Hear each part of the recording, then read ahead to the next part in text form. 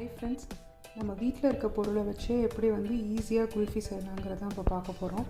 நான் இதுக்கு வந்து பால் எடுத்திருக்கேன். இது வந்து நாட்டு மாட்டு பால் என்னோடது. இது அதனால் வந்து நான் பால் பவுடரும் எடுத்திருக்கேன். இப்போ நீங்கள் ஃபுல் ஃபேட் மில்க் வாங்கினீங்க, பால் பேக்கெட் வாங்கினீங்க அப்படின்னா பால் பவுடர் வந்து ஆப்ஷனல் தான். அண்ட் தென் நட்ஸு, எனக்கு உள்ளே வந்து நட்ஸு இருந்ததுன்னா அது ஒரு மாதிரி இது வாயில் படும்போது நல்லாயிருக்கும். அதனால் நட்ஸு அண்ட் தென் ஏலக்காய் தூள். ஸோ ஏலக்காய் வந்து நான் சர்க்கரையில் கொஞ்சம் பொடி பண்ணி வச்சுருக்கேன். அண்ட் தென் சர்க்கரை நம்ம டேஸ்ட்டுக்கு ஏற்ற மாதிரி. வந்து ஃபஸ்ட்டு பாலை வந்து நம்ம அப்படியே சுண்டை காய்ச்ச ஆரம்பிக்கலாம். இது நல்லா ரெடியூஸ் ஆச்சுன்னா பாதிக்கு பாதி ரெடியூஸ் ஆனால் தான் நல்லாயிருக்கும். இது வந்து நாட்டு மாட்டு பால், ஸோ வந்து கொஞ்சம் தண்ணியாக இருக்கும். அதனால் வந்து நான் மில்க் பவுடரையும் உள்ளே வந்து ஆட் பண்ணிட்டேன். ஸோ இப்போ நல்லா கட்டி இல்லாமல் கலந்து அப்படியே கொதிக்க விட்டுறலாம். பால் அங்கே கொதிக்கும் போது நம்ம அப்படியே இந்த நட்ஸை வந்து குட்டி குட்டியாக நறுக்கிக்கலாம். ஸோ எனக்கு வந்து இது பால்லையே வந்து கொதிக்க விட்டுட்டு மறுபடியும் நம்ம அரைப்போம்ல, அப்போ அரைச்சிருவேன் நான். இல்லைன்னா நீங்கள் தண்ணியில் ஊற வச்சு இதை ஃபஸ்ட்டு அரைச்சி பேஸ்ட்டாகவும் நீங்கள் வந்து பாலில் ஆட் பண்ணலாம். நான் வந்து எனக்கு இது மாதிரி பிடிக்கும், அதனால நான் இது மாதிரி கட் பண்ணி பால்லையே இப்போ வந்து கொதிக்க விட்டுருவேன். நட்ஸை நம்ம இப்போ 1-2 நல்லா கட் பண்ணிட்டோம். இதை ஃபைனாக ஒரு லெவலுக்கு முடிஞ்ச லெவலுக்கு ஃபைனாக சாப் பண்ணியிருக்கேன்.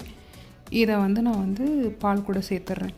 இதில் வந்து பார்த்திங்கன்னா முந்திரி, பாதாம் அண்ட் தென் பிஸ்தா நான் வந்து ஆட் பண்ணியிருக்கேன். இப்போ நம்ம வந்து கட் பண்ணி வச்சுருக்க நட்ஸை வந்து இதில் அப்படியே பாலில் சேர்த்திடலாம்.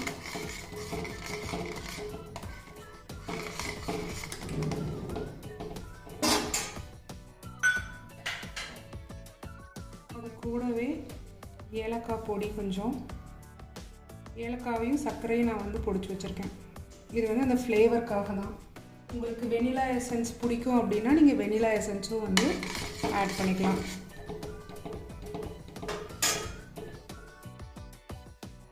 அண்ட் தென் தேவையான சர்க்கரையை நான் இப்போயே இது பண்ணுறேன். ஏன்னா சர்க்கரை போட்டால் கொஞ்சம் தண்ணி விடும். ஸோ எல்லாம் ஒன்றா சேர்ந்தே சுண்டுட்டுங்கிறதுக்காக இப்போயே வந்து நான் சர்க்கரையும் வந்து ஆட் பண்ணுறேன்.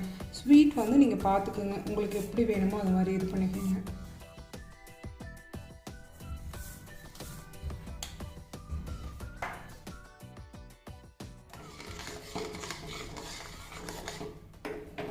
இது பால் ஆடை வந்து சைடில் வரும், அதை அப்படியே நீங்கள் எடுத்துக்கிட்டு கிளறினீங்கன்னா உள்ளே இந்த ரப்டியையும் உள்ளே எடுத்து விட்டு கிளறுங்க.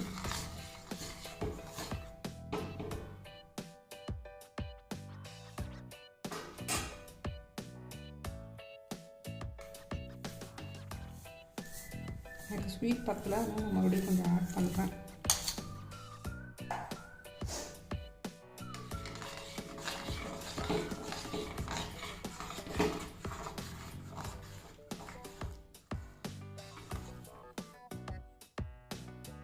நான் இப்போ அதை மறுபடியும் இப்போ அப்படியே வந்து சிம்லேயே வந்து கொதிக்க விட போகிறேன்.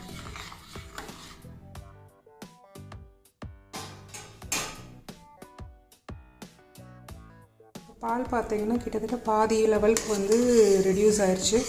நம்ம போட்ட நட்ஸ்லாமும் வந்து பால்லேயே நல்லா வெந்துருச்சு. ஸோ நம்ம இப்போ அரைச்சோன்னா நல்லா அரைப்பட்டுரும். இது இன்னும் ஒரு 2 நிமிஷம் நம்ம அப்படியே கொதிக்க விட்டுட்டு சைடில் எடுத்து ஆற விட்டுறலாம்.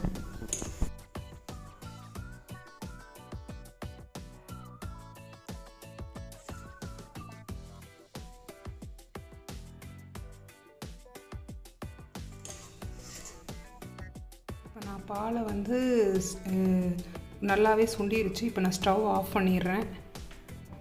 ஆஃப் பண்ணிவிட்டு நான் இப்போ வந்து இதை வந்து ஃபேன் காற்றுல வந்து ஒரு கொஞ்சம் நேரம் நான் இதை வந்து ஆற விடுறேன். இப்போ இதை வந்து ஹாலில் வந்து ஃபேனில் ஆற விட்டுருக்கேன். இது ஃபுல்லாக ஆறுனதுக்கப்புறம் நம்ம மிக்சியில் போட்டு அரைச்சிக்கலாம். நல்லா இப்போ ஆறிடுச்சு, நாம் வந்து இந்த மிக்சியில் அரைச்சி எடுத்துக்கலாம். இப்போ இந்த இதை பாலை வந்து நான் அடிச்சிட்டேன். ஸோ இதை இப்போ நம்ம குல்ஃபி மோல்டில் வந்து ஊற்றிடலாம்.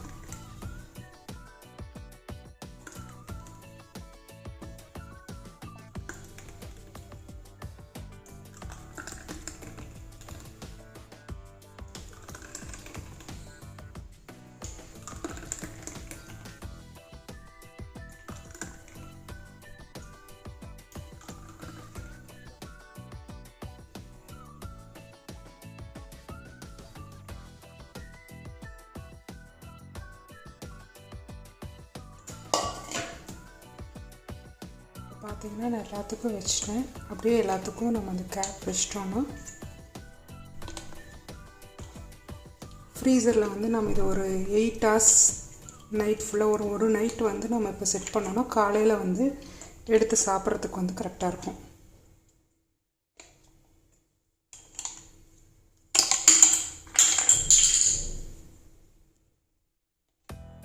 இப்போ நம்ம இதை வந்து ஃப்ரீசரில் வச்சிடலாம். ஒரு நைட் ஃபுல்லாக செட் ஆகிறதுக்கு வச்சோன்னா காலையில் எடுத்து சாப்பிட்றதுக்கு இது நல்லாயிருக்கும்.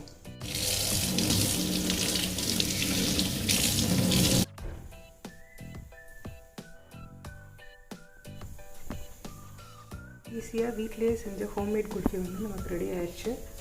நீங்களும் வீட்டில் செஞ்சு ட்ரை பண்ணி பாருங்கள்.